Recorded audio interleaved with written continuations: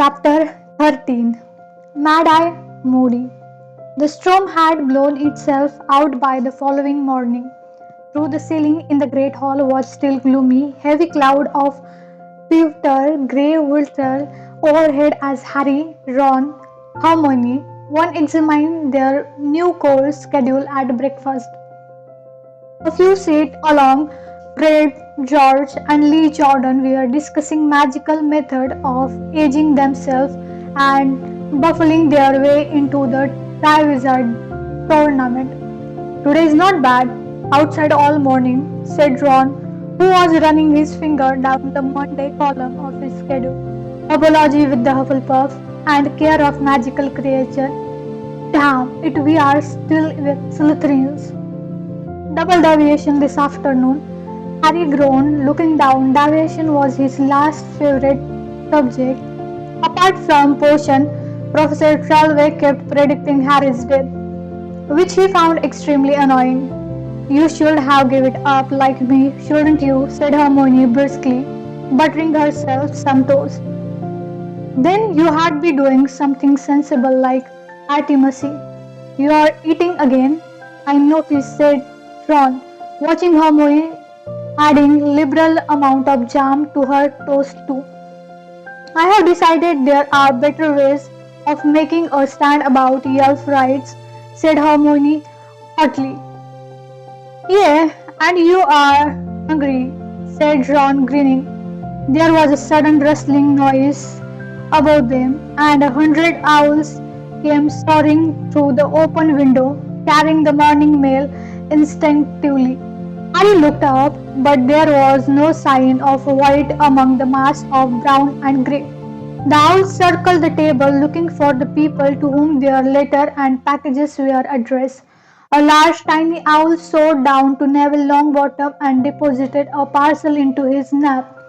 Neville almost always forgot to pack something on the other side of the hall. Draco Malfoy Eagle Owl had landed on his shoulder, carrying what looked like a usual supply of sweets and cakes from home. Trying to ignore the sneaking feeling of disappointment in his stomach, Harry returned to his porridge. Was it possible that something had happened to Hedwig and that Cyrus hadn't even got his letter? His preoccupied letters all the way across the sudden table patchy until they arrived in greenhouse 3, but here he was, distracted by Professor Sprout showing the class the earliest plants Harry had ever seen. Indeed, they looked less like plants than thick, black, giant slugs protruding vertically out of the soil. It was sparkling slightly and had a number of large, skinny swelling upon it, which appeared to be full of liquid. About tubers, Professor Sprout told them briskly. They need squeezing. You will collect the purse. What? Said Seamus Finnegan, sounding revolted. Purse? Finnegan's purse, said Professor Sprout, and it's extremely valuable.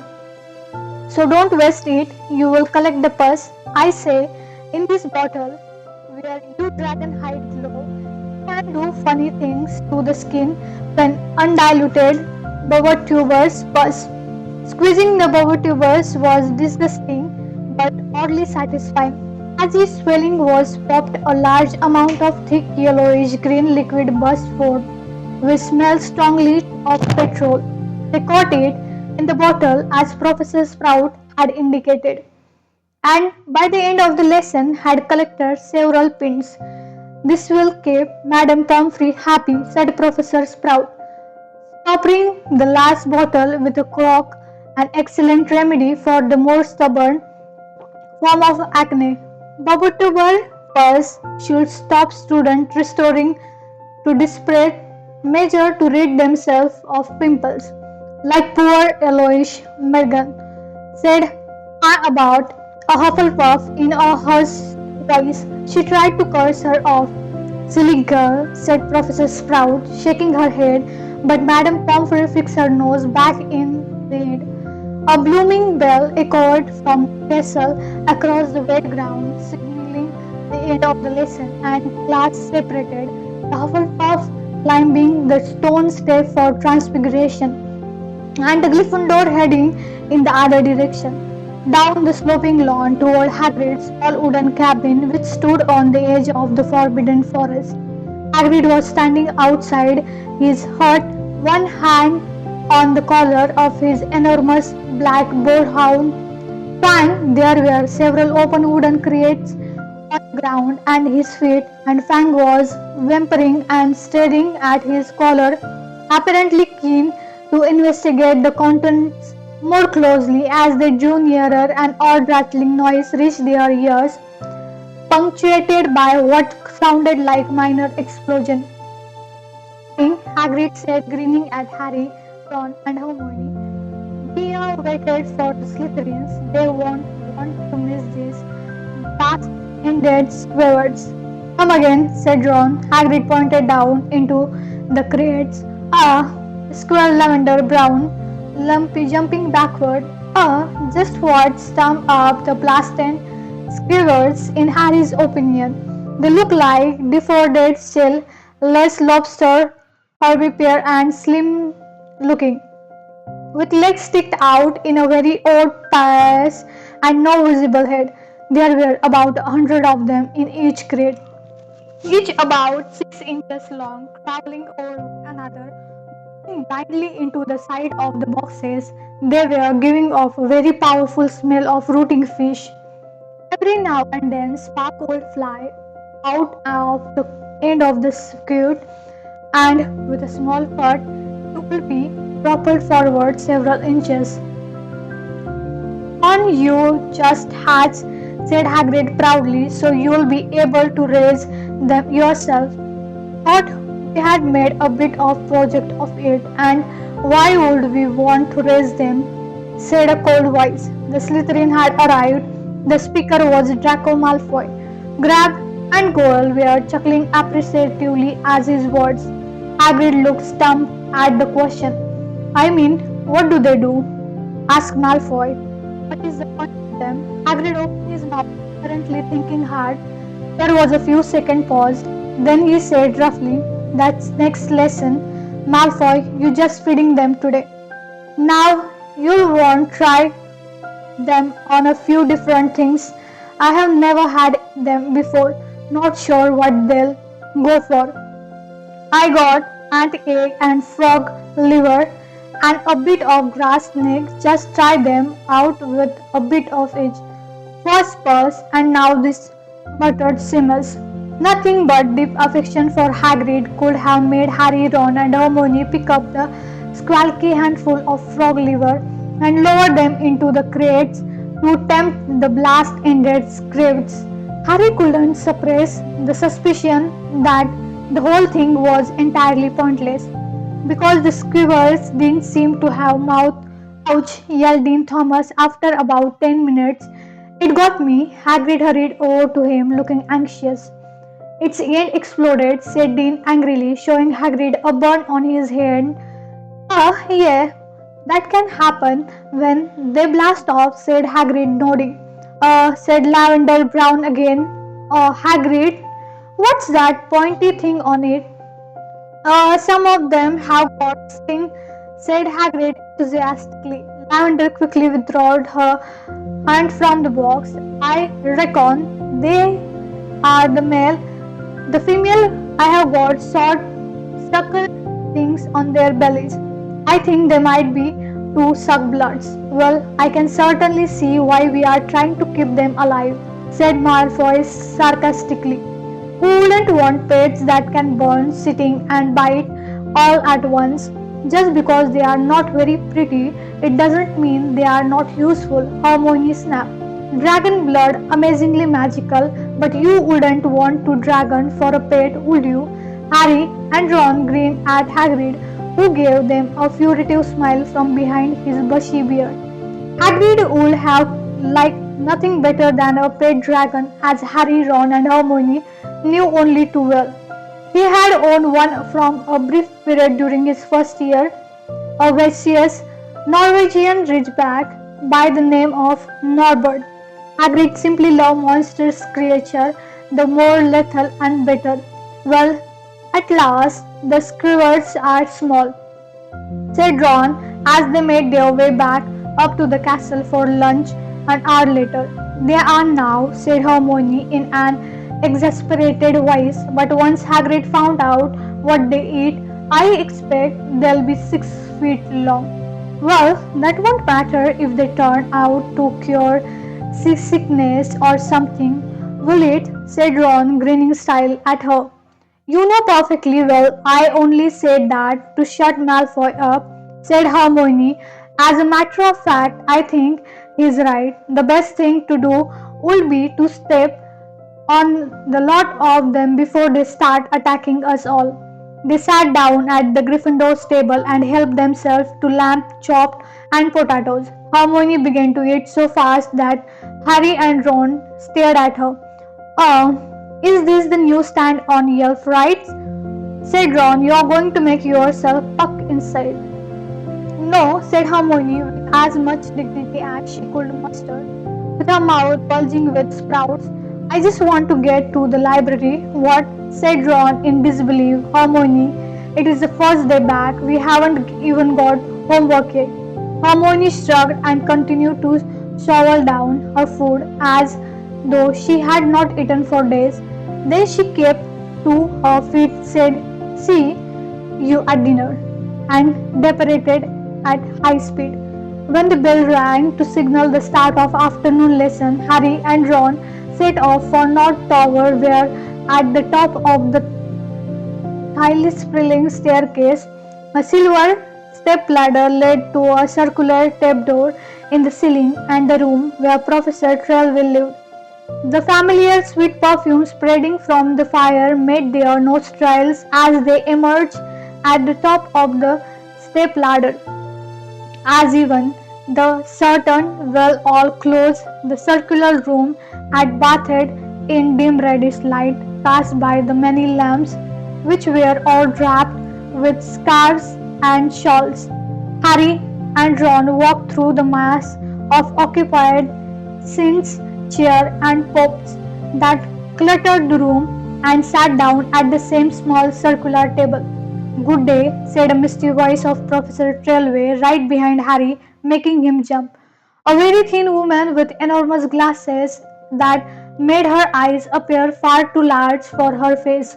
Professor Trelawney was peering down at Harry with the tragic expression she always wore whenever she saw him. The usual large amount of bead chains and bangles glittered upon her person in a firelight. You are preoccupied, my dear, she said mournfully to Harry. My inner eyes see past your brave face to the troubled soul within, and I regret to say that your warriors are not baseless. I see difficult times ahead for you, alas. Most difficult, I fear the thing you dread will indeed come to pass, and perhaps sooner than you think. Her voice dropped almost to the whisper. Ron rolled his eyes at Harry, who looked stonily back. Professor Trelawney kept past them and seated herself in a large winged armchair before the fire facing the class. Lavender Brown and Parvati Patil, who deeply admired Professor Tranway, were sitting on puff very close to her. My dear, it is time for us to consider the star, she said. The moment of the plant and the mystery's partner, the revealed only to those who understand the step of the celestial dance. Human destiny may be dissipated by the planetary rays which intermingle, but Harry's thoughts had drifted. The perfume fire always made him feel sleepy and dull-witted, and Professor Trelawney's rambling talk on fortune-telling never held him exactly spellbound, though he couldn't help thinking about what she had just said to him. I fear think you dread will indeed come to pass. But Harmony was right.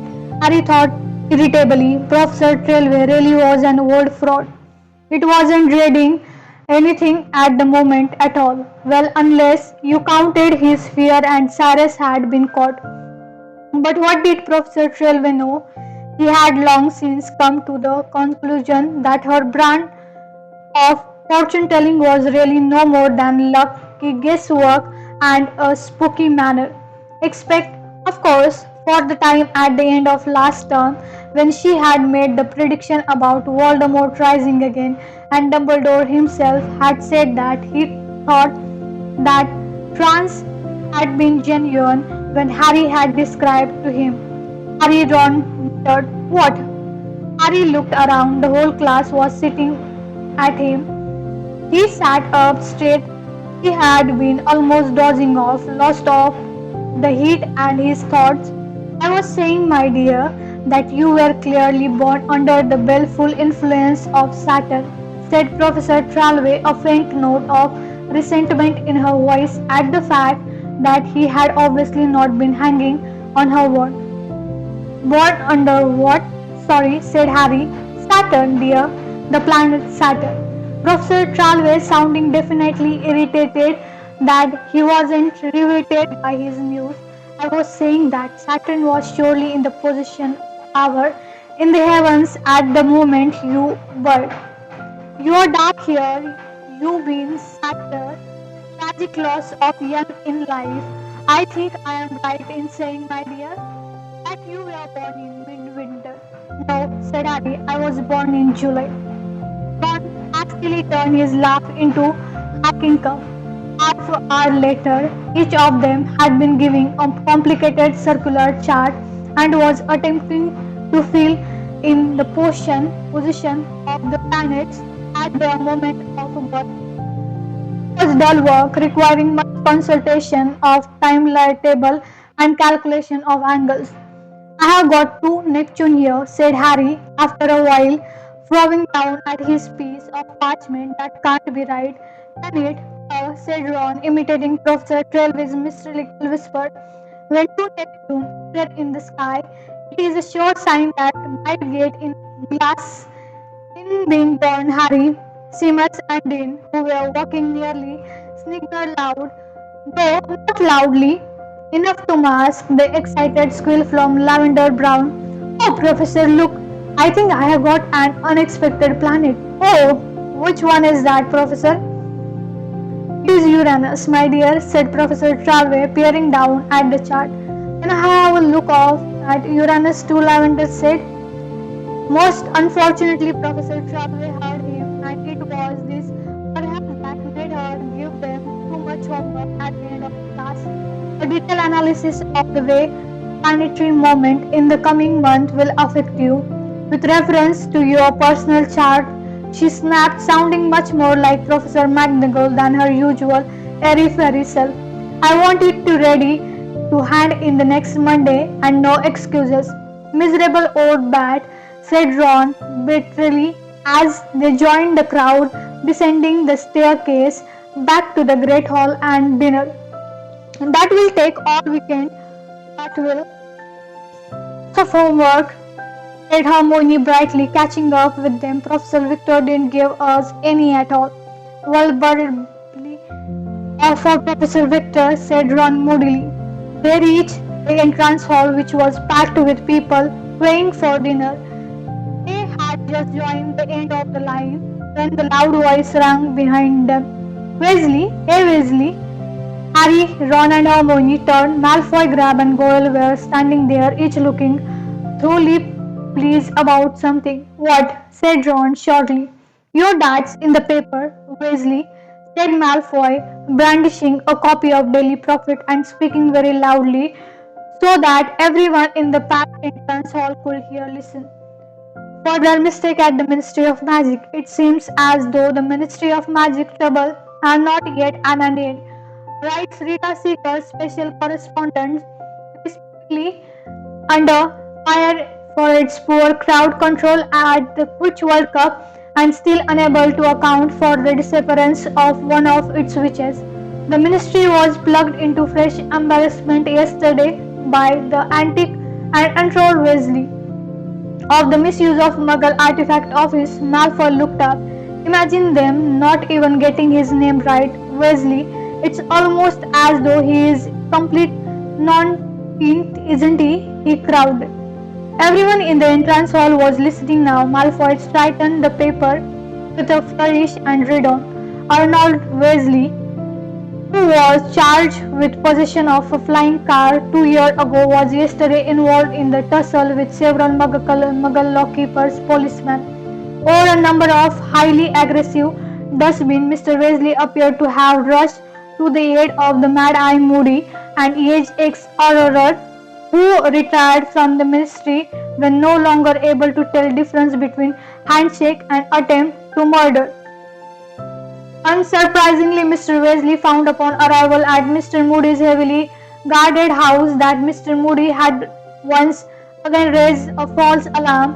Mr. Weasley was forced to modify several memories before he could escape from the policeman, but refused to answer Daily Prophet's question about why he had involved the ministry in such undignified and potentially embarrassing scenes. And there is a picture, Weasley, said Malfoy, flipping the paper over and holding it up. Picture of your parents outside their house. If you can call it a house, your mother could do losing a bit of weight, could she? Ron was shaking with fury. Everybody was staring at him. Get stuff, Malfoy, said Harry. Come on, Ron. Oh, yeah. You were staying with them this summer, weren't you, Potter? Sneered Malfoy. So tell me, is his mother really that porky, or she is just the picture? You know your mother, Malfoy, said Harry. Both he and Hermione had grabbed the back of Ron's coat to stop him from launching himself at Malfoy. The expression he's got, like she's got dunked under her nose. Has she always looked like that, or was it just because you were with her? Malfoy's pale face went slightly pink. Don't you dare insult my mother, Potter. Keep your fat mouth shut, then said Harry, turning away bang. Several people screamed. Harry felt something white poured against the side of his face. He plugged his hand into his robe for his hand, but before he had even touched it, he heard a second loud bang and a roar that echoed enough to entrance her. Oh no, you don't, laddie. Harry spun around. Professor Moody was limping down the marble staircase. His wand was out and it was pointing right at a pure white ferret which was shivering on the stone-flagged floor exactly where Malfoy had been standing. There was a terrified silence in the entrance hall. Nobody but Moody was moving with a muscle. Moody turned to look at Harry. At last, his normal eye was looking at Harry. The other one was pointing into the back of his head. Did you get you? Moody growled. His voice was low and gravel. No, said Harry missed. Leave it, Moody shouted. Leave what? Harry said, bewildered. Not you, him, Moody growled, jerking his thumb over his shoulder at Grab, who had just frozen about to pick up the white ferret. It seemed that Moody's rolling eyes was magically and could see out of the back of his head. Moody started to limp toward Grab Goyle and the ferret, which gave the terrified squeak and took off, streaking toward the dragons. I didn't think so, roared Moody, pointing his wand at the ferrets again. It flew 10 feet into the air, fell with a smack to the floor, and then bounced upward once.